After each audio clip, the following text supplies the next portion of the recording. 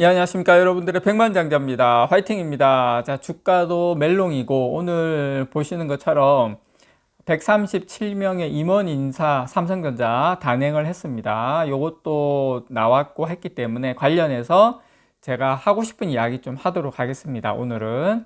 자, 요게 137명인데, 뭐 크게 이거는 뭐 보실 건 없고요.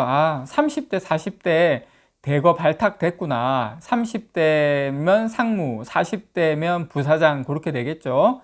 세대 교체를 추진하고 있다. 뭐 대충 그런 내용인데 137명이면 임원 인사가 소폭입니다. 요 정도면 중폭에서 소폭고 사이라고 보시면 돼요. 많이 큰 변화는 없다. 예, 저는 그렇게 생각을 합니다. 대신에 조금 젊은 계층이 발탁이 됐다. 자, 근데 제가 조금 이제 관심 있게 보는 건 자, 요거를 보시기 바랍니다. 요거 보시면 뭐 특별하게 보실 건 없고 맨 왼쪽에 활짝 웃고 계시는 분 삼성 글로벌 리서치 최윤호 경영진단 실장 요 분이 이쪽으로 왔고 그 지금 세 번째 보면 삼성 SDI 최주선 대표 보이시죠? 원래 이 최윤호 경영 그 진단 실장 되신 분이 원래 삼성 SDI 대표이세요. 자, 그래서 요게 조금 이제 눈에 띄는 부분이다. 요거 잠깐 말씀을 드리면 제가 며칠 전에 영상에서 요 최윤호 지금 그 글로벌 리서치로 가신 요분이 그 사실은 사업지원 TF 정현호 부회장 자리로 갈 거다라고 제가 영상으로 여러분께 말씀을 드린 적이 있는데 어쨌든 틀렸습니다. 자, 요분이 삼성 글로벌 리서치로 이동을 했어요. 그 이동을 했는데 새롭게 뭐가 신설됐냐면 경영진단실이 신설이 됐는데 여기에 초대 실장으로 이분이 발탁이 됐습니다. 예, 이분이 발탁이 됐고 경영진단실은 관계사 요청에 따라서 뭐 경영, 조직, 업무 이런 프로세서를 진단하는 조직이라고 보시면 됩니다. 이분이 삼성전자 구주총괄 경영지원팀장, 그 다음에 그 미전실 팀장, 그 다음에 사업지원 TF 돼 있었어요. 정윤호 사단입니다. 한마디로 말해서. 그래서 쭉쭉 거쳐가지고 삼성 SDI 대표 하다가 하고 지금 열로 넘어갔는데 어쨌든 삼성전자 사실상 제가 봤을 때는 컨트롤 타워 역할, 다른 방향에서의 컨트롤 타워 역할을 한다. 경영진단실이기 때문에. 또 삼성 글로벌 리서치 같은 경우에는 삼성의 대표적인 연구 조직입니다. 핵심 중에 핵심입니다. 여기도. 여러분께 이런 그림을 여러분께 좀 말씀을 좀 드리고 싶고. 자, 이제 제가 생각하는 이번 인사가 거의 다 났기 때문에 제가 생각하는 것 좀 여러분께 말씀을 좀 드릴게요.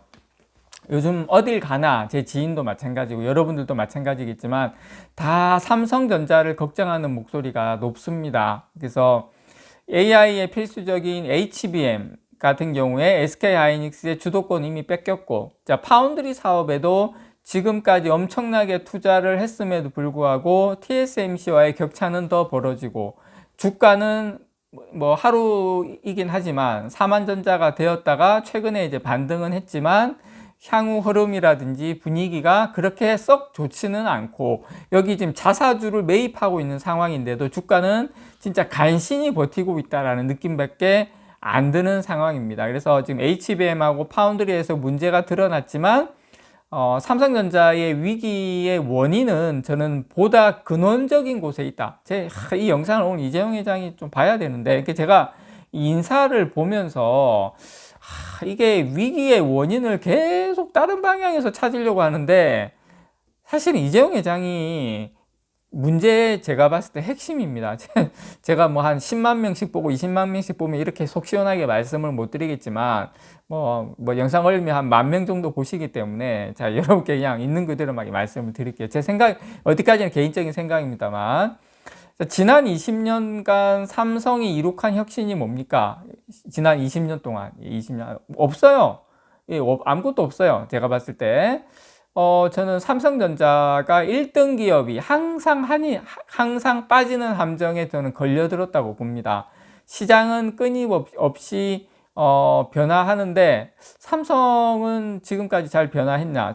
그 반도체 1등을 하던 인텔 같은 경우에 그 1980년대 이제 그 메모리 버리고 CPU에 집중을 했죠. 새로운 도전을 했고 새롭게 이제 그 덕택에 반도체 생태계 중심에 됐고, 인텔 인사이드 뭐 이렇게 해가지고 뭐 상당히 그죠?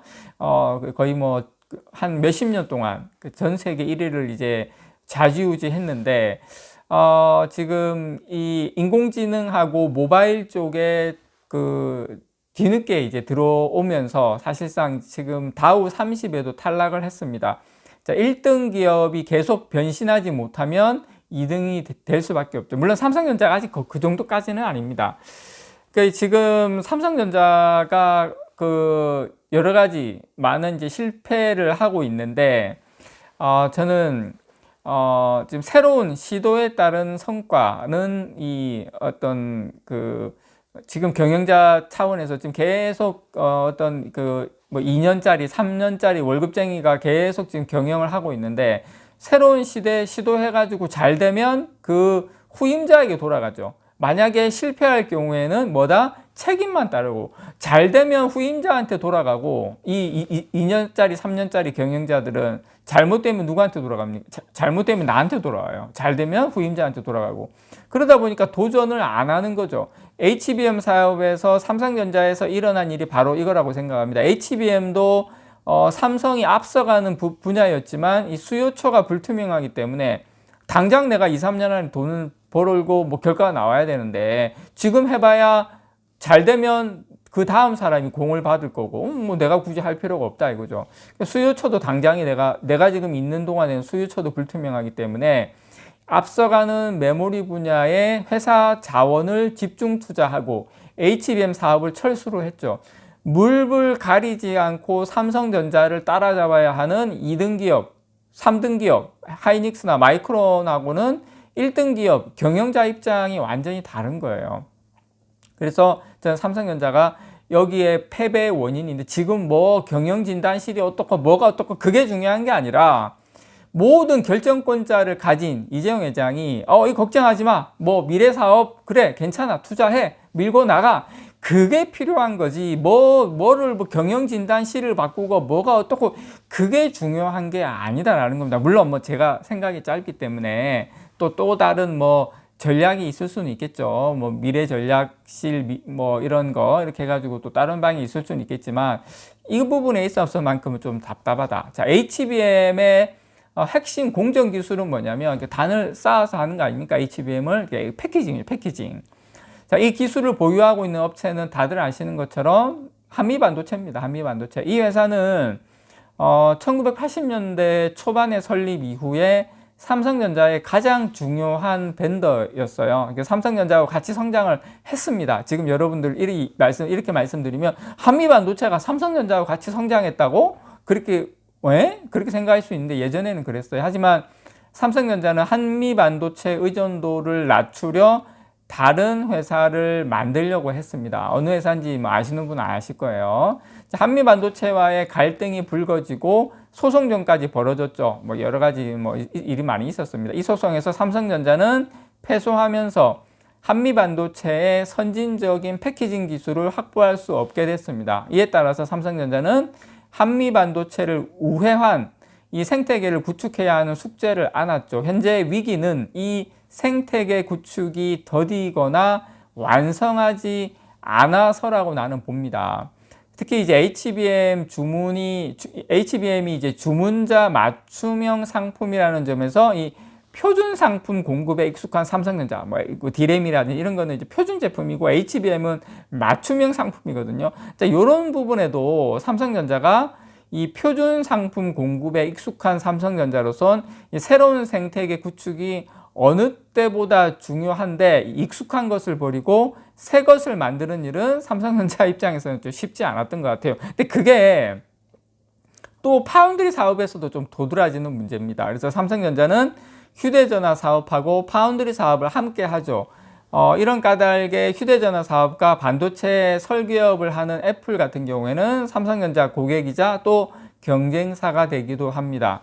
그래서 저는 이 위기의 본질은 이러한 것을 넘어서기 위한 대책을 좀 가늠해 볼 수 있어야 되는데, 그 중심에 저는 경영진이, 그러니까 제가 이야기하는 경영진은 최대 주주의 경영진이라고 생각합니다. 좀 여러 가지 리스크를 좀 감내하고 너무 안정적으로 가려고 하는 부분이 있지 않나 이런 생각이 듭니다. 리스크를 감내하면서도 변신을 좀 유도해야 된다. 이게 저는 좀 최대 주주가 해야 될 정신이라고 저는 생각을 합니다. 예를 들어 정주영 현대그룹 그 회장이 임자 해봤어? 그 말은 안 된다고 하니까 야 임자 해봤어? 해봐봐 하고 이야기해. 자, 이건희 회장 같은 경우에 반도체에 도전할 때 100% 이거 확신했을까요? 이건 무조건 된다. 물론 뭐 마음속으로 어느 정도는 있었겠지만 결과를 알 수 없어도 이건희 회장 때 알 수 없어도 경영진에게 권한을 주고 너 해봐. 책임은 내가 질게. 뭐 이런 거 있지 않습니까? 네, 오늘 좀 하여튼 좀 흥분되는데 좀 이런 기업가 정신 요런 게 좀 이재용 회장에게 필요하지 않을까 생각합니다. 자, 엔비디아의 젠슨 황도 실패는 두렵지만 그래도 가다 보면 길이 열릴 수 있지 않나 이런 생각으로 도전을 했다고 합니다. 그래서 지금 삼성전자에게 필요한 건 뭐다? 최대 주주가 이재용 회장이 경영진에게 모든 것을 위임을 하면서 책임은 내가 진다. 과감하게 해봐라. 뭐 이런 거, 그런 것들이 좀 필요하지 않나. 그래서 이 현장의 자율적 의사결정이 활성화되는 조직 문화 구축, 이것이 지금 오히려 삼성전자에게는 가장 필요한 일이 아닌가 개인적으로 이렇게 생각을 좀 해봅니다. 이상 여러분들의 백만장자였습니다. 사랑합니다, 여러분.